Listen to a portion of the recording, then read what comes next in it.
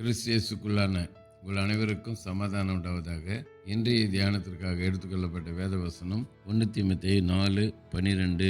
உன் நிலைமையை குறித்து ஒருவனும் உன்னை அசட்டை பண்ணாதபடிக்கு நீ வார்த்தையிலும் நடக்கையிலும் அன்பிலும் ஆவியிலும் விசுவாசத்திலும் கற்பிலும் விசுவாசிகளுக்கு மாதிரியாக இரு. அல்லேலூயா.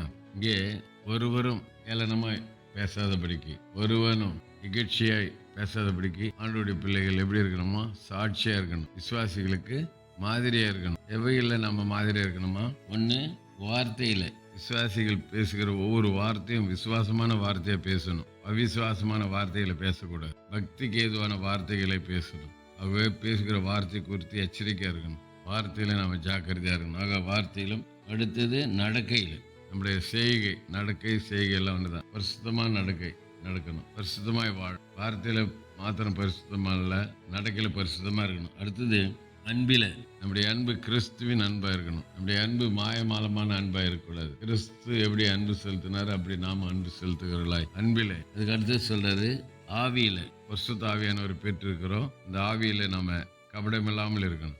கபடம் இல்லாம ஆவியை துக்கப்படுத்தாதபடிக்கு, ஆவியை அவித்து போடாதபடிக்கு ஆவியில நாம மற்றவங்களுக்கு முன்மாதிரியா இருக்கணும். அடுத்தது விசுவாசத்துல, விசுவாசம் ஆண்டவருடைய பிள்ளைங்க ஜெபித்தா நடக்கும். அந்த விசுவாசம் மற்றவர்கள் மூலமா சொல்லப்படணும். விசுவாசத்துல, கற்பில, எந்த விதமான பாவத்துக்கும் ஆட்படாதபடிக்கு.